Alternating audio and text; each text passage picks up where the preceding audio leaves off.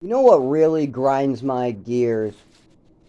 We had over 300,000 Americans from 1920 to 1930 lose their lives fighting for the people who in the 1950s and 1960s had jobs. So people like my father who are in their 70s, 80s and 90s today, the people running the country, the people who hold most of the wealth, okay? Those people were given the best deal ever. Before 1930, there was people losing fingers. I want all the people who are on a beach house right now to count your fingers and tell me if there's 10 fingers, and I want you to tell me how many fingers that you lost and nobody did anything about, and how many people you know who had that situation. Because before 1930, people were losing fingers and not being compensated. And guess what? In 2023, if your manager causes an injury and you do not have money for an attorney or the sue, or if you signed a disclosure when you were hired, they're allowed to injure you again. Not only that, they're allowed to use children as labor again. Yes, they're moving for child labor to come back. On top of all this, the 40-hour work week has been eroded and minimum wage. You can work 50 hours at minimum wage and still not make a studio median rent. Yes, before 1965, if you were working 50 hours at a minimum wage essential service job like a gas station, would you at least be able to be in the cheapest studio in the cheapest town in New Hampshire? So you're in a cheap state like New Hampshire or South Carolina. You're renting the cheapest studio in town. So you are literally at the bottom rent. There's nothing cheaper you're looking for. But yet, 50 hours at a job still isn't enough to pay for the cheapest studio in that. What's going on? Why are studios marked at $1,600 and the medium wage is $10 an hour? Do you know how many hours a person got to work to make that? And that's only for a studio with moldy holes. We're talking about studios with no bathroom, and you're not allowed to have your own hot plates to cook. You have to go out every day to cook. They don't provide you a stove or a bathroom, and you pay something like over in the thousands. There's lots of these places out there that are so overly priced that a person trying to get a one bedroom or a studio working 50 hours, a single mother, a single person, somebody looking for love, a man looking for love that just got dropped out, an orphan that was born an orphan, never had parents, and at 18 had to strike it out on his own and he's working two jobs. These people have no chance in today's society because the 40-hour work week has been eroded. 40 hours will not get you anywhere today. You got to work 60, 80 hours just to make ends meet. On top of this, the minimum wage is nothing. Literally, my boss, like I'll give you an example. To get to work in Dover or Somersworth, it costs me $30 to $50 each way. So that's $60 to $100 to get to work. If you pay me $10 an hour and I'm working 8 hours a day, and you tell me I have to work at another town that costs me $50 each way, that means I'm spending $100 with a taxi company each day, and I'm only making $80 from my job. That literally means that a short 15-mile drive is worth more than 1 hour of my labor. That means a 15-minute drive, driving me 15 minutes. This guy wants $50 to $30, and this is the cheapest and only taxi cab in the town of Rochester. And these are common prices. Minimum wage is so low that my transportation cost can literally overpass it.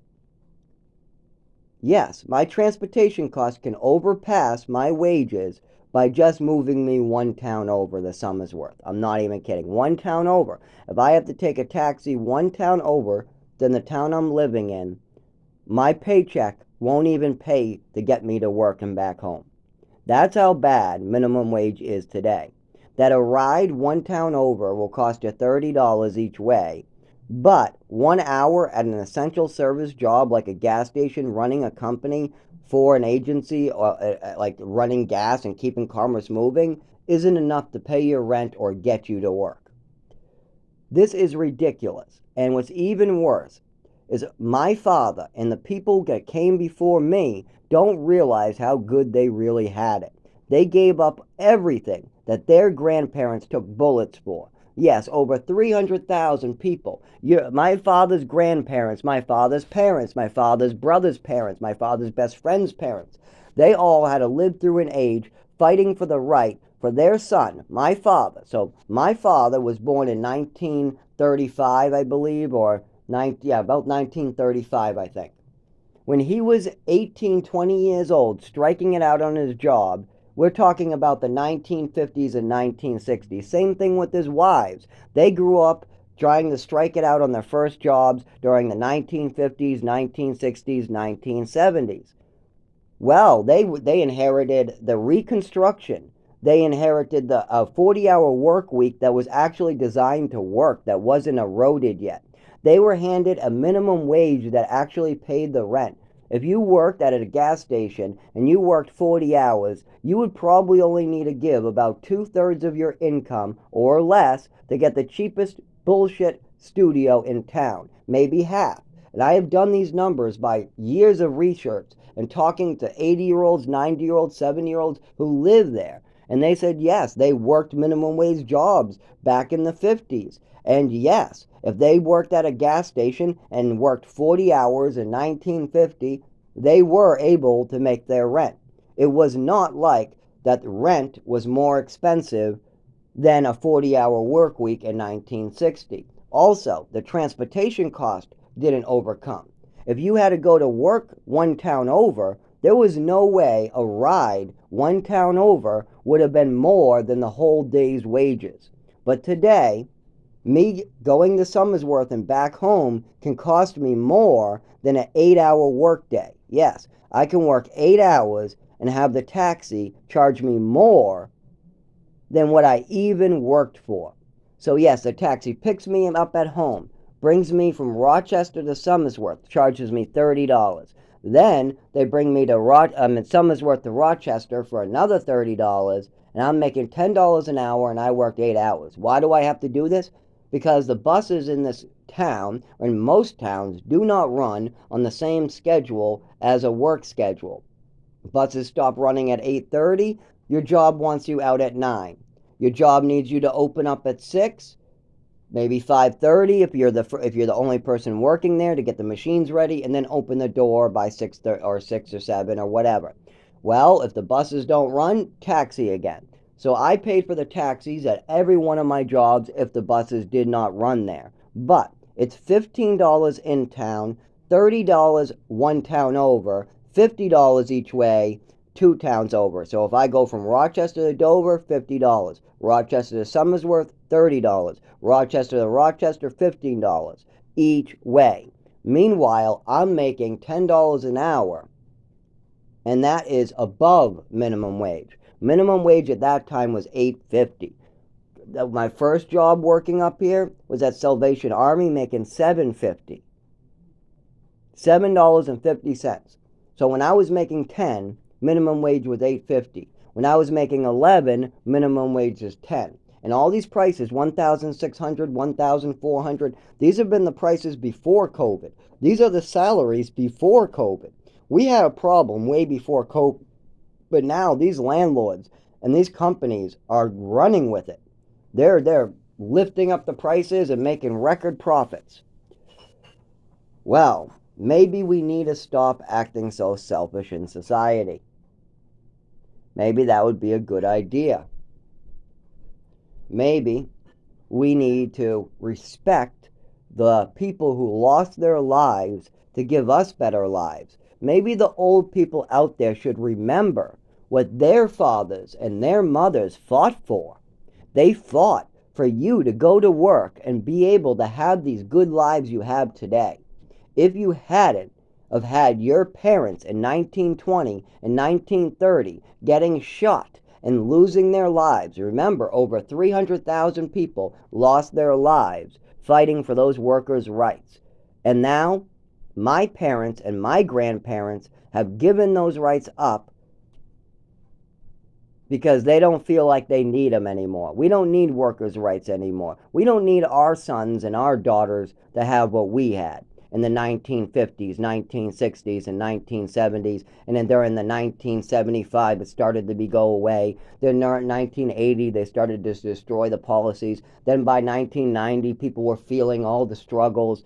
Then by 2000, they were lowering wages. Women's rights were in the mix. They were really, really trying to suck up the money. By 2010, they were really feeling it. By 2020, people were screaming, blowing up buildings, going out of work. The population, 60% of it's living check to check. And then 2022, you got COVID. Many people price gouge. They go out of work. People become lazy. Everything gets messed up. You got all this going on. But why can't you honor and try to do what our grandparents did for our fathers? The people should respect that people lost their lives for those workers' rights. These were not rights that were hard to earn. These were rights that were very hard to earn. And I have not seen any of the previous generations pick up arms or fight for those rights. They utilized the rights, and then as they were being eroded, they ran off the beaches and private islands and cruise boats and yachts to take advantage of the money that they were able to earn thanks to the Reconstruction of America, the workers' rights, the 40-hour work week, all the different types of laws and regulations that were being put into place that are now eroded for my generation. We don't get to sue. We don't get human rights. We don't get any of the things that we used to get during the 1970s, 1960s, 1950s, and 1940s. Those were for those people. But see, those people didn't care to hold on to those rights. They allowed their children to go without the 40-hour work week. They allowed their children's wages to be eaten up and be shifted to the top. They allowed a whole group of people to take advantage of their children's future because they only were worried about their own futures instead of the next generation. They only wanted to be on a beach or get drunk or have a good time or buy a yacht or buy a private plane or get their own building. They weren't worried about what their sons and daughters might need. That's why you got so many of these rich people buying degrees for their children. They don't need their children to be smart. They don't need their children to actually get an education. They just need their children to have a piece of paper, because that is the system which we designed, a faulty system. We've taken all this hard work where people died to get us laws, regulations, lawsuits, different things to make America truly great. George Washington, Lincoln, you got people fighting for workers' rights. You got all that. America's great. Then 1975 comes along, 1980 comes along, 1990 comes along, the corporate age, the age of cleaning up, the age of the bubble, where the bubble bursts and people jump off roofs and another guy profits and gets to go on vacation. You got one guy who's going on a cruise and you got other guys jumping off roofs, because this is the business era. This is the 90s. This is where all the wages at the bottom get shifted to the top. This is the age of CEOs and the stock market. 90s are known for this great corporate takeover, where corporations take over our food supply. They take over our government. They take over our stock exchange. Certain people take advantage. The FBI is too powerful to be stopped. You got the CIA doing tests and experiments on people. You got the doctor lobbies or the medical industry literally doing whatever the fuck they want. They're shock treating people. They're freaking shoving ice picks in people's brains without even washing or wearing gloves. You got crazy shit going on everywhere because it's the corporate age. Money talks. From 1980 to today, all the laws and hard work our grandparents in the 1800s, in the 1920s, and the 1930s, and the people who fought in World War II, all these things have been eroded because of selfish, greedy decisions. And over time, it's getting worse and worse and worse. And the people that are responsible for it just want to run away and vacation. Meanwhile, my generation is picking up bottles, trying to come up with machines to suck things out of the air. We're trying to make cars that are environmentally safe. We're all worried that we're going to die. We're watching the temperature with satellites. We're literally drinking our water poison. We're going to the hospital at the age of 16 because of the air and the water so toxic. We got children born with asthma at bigger rates. We got sugar on every shelf. We got chemicals, preservatives, and conditioners and everything.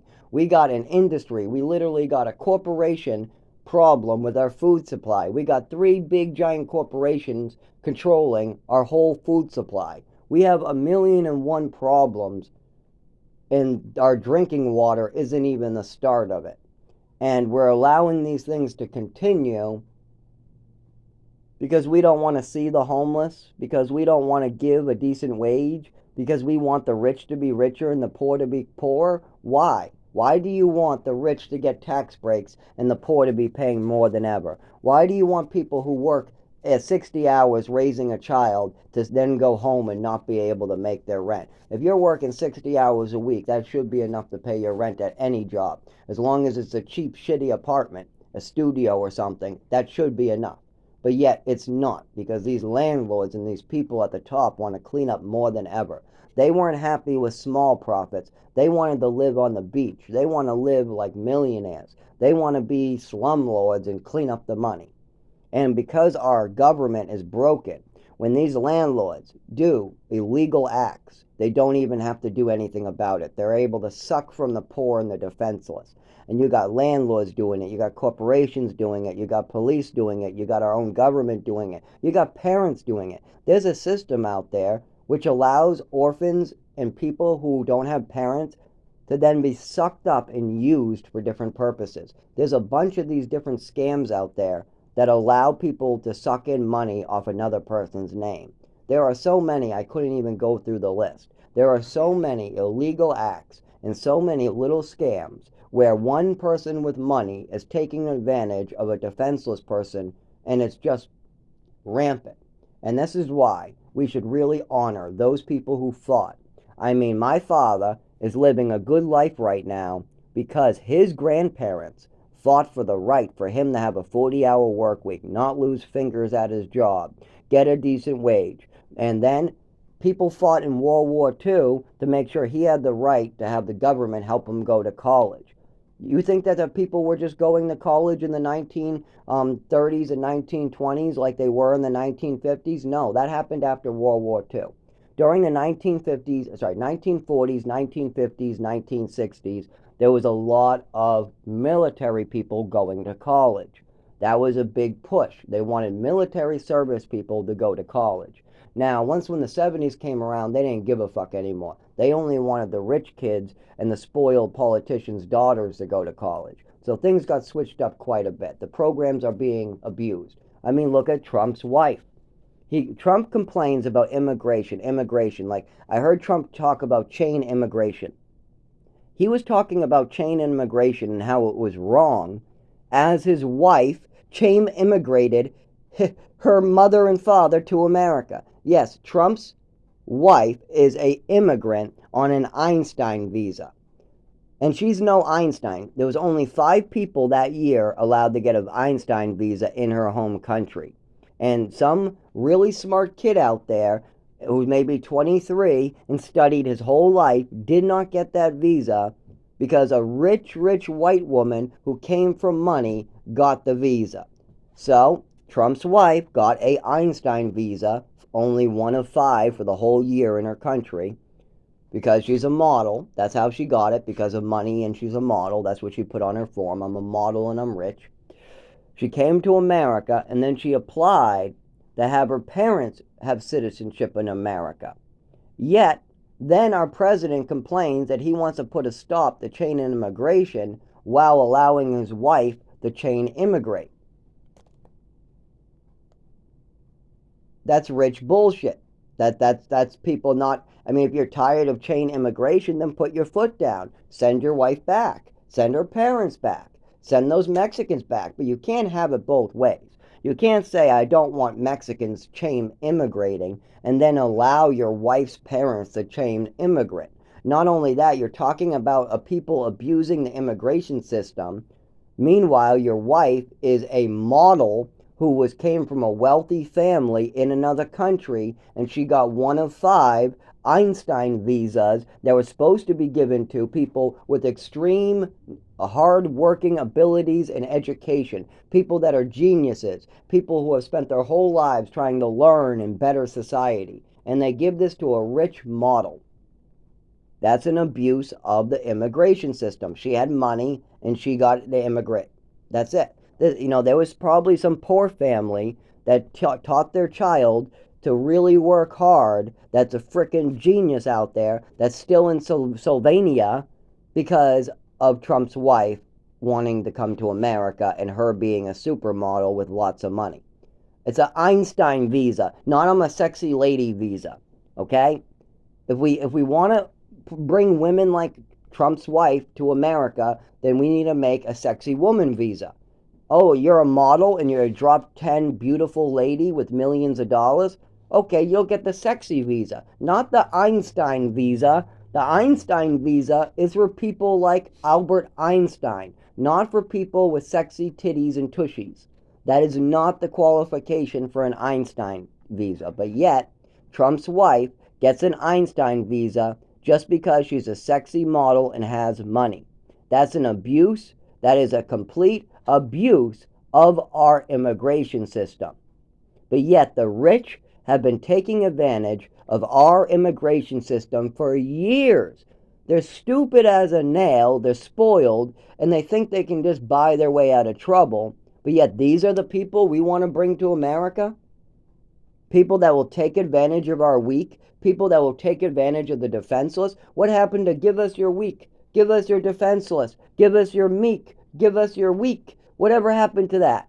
America, what the fuck? Now you only want the rich who are going to abuse the weak. We only want the rich who are going to take advantage of the weak. We only want the banks that are going to bankrupt the weak. Is that what America's about now? Because that's pretty fucked up. If we're letting, supermodels come on Einstein visas, and then we're going to complain that the system's being abused. Meanwhile, our president is abusing the system. That's so fucked up. And I hope everybody's woken up from this and does some research about Trump's wife. Because if you do your research, you'll clearly see that she was on an Einstein visa, and you'll see that she also chain immigrated her father and mother to this country. And you'll also find out that her Einstein visa was approved because of her modeling career, and that she was a upper class wealthy individual. Those are all facts. They're all easily up there. You can find them out yourself.